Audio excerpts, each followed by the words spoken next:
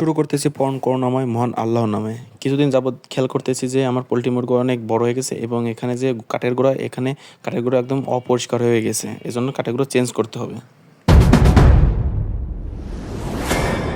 তাই চিন্তা ভাবনা করলাম কাঠের গুঁড়ো চেঞ্জ করে দিতে হবে। আর কাঠের গুঁড়ো যদি চেঞ্জ না করে দিই তাহলে আমার ওই কাঠের গুঁড়ো গ্যাস হবে। এজন্য পোল্ট্রি মুরগির আপনার খাদ্যের চাহিদা কমে যাবে এবং পোল্ট্রি মুরগি অসুস্থ হয়ে যাবে এবং স্টপ করার একটা সুযোগ থাকে পোল্ট্রি মুরগির। শুধু যে কাঠের গুঁড়ো চেঞ্জ করছে এটা না, আমি এর সাথে চেঞ্জ করছে আপনার খাদ্যের যে পট থাকে, পানির পট এবং খাদ্যের পট দুইটা চেঞ্জ করে দিয়েছি। যেহেতু আমার পোল্ট্রির অনেক বড় হয়ে যাচ্ছে দিন দিন বা বড় হচ্ছে, এজন্য এই খাদ্যের চাহিদাও বৃদ্ধি পাচ্ছে। এজন্য এই পটটা দেওয়া হচ্ছে কি অতিরিক্ত খাদ্য থাকে এবং অতিরিক্ত খাদ্য পোল্ট্রি একসাথে খেতে পারে, এজন্য পটও চেঞ্জ করে দিছি। আর একটা জিনিসের প্রতি লক্ষ্য রাখতে হবে যে পোল্ট্রি মুরগি যখন আপনার 15 থেকে 12 দিন হয়ে যাবে তখন পোল্ট্রি মুরগির ফ্যান দিতে হবে, পোল্ট্রি মুরগিকে একটু হাঁটাতে হবে, সবসময় দাবরের পরে রাখতে হবে যাতে পোল্ট্রি মুরগি হাঁটতে পারে এবং পোল্ট্রি মুরগি সুস্থ থাকতে পারে।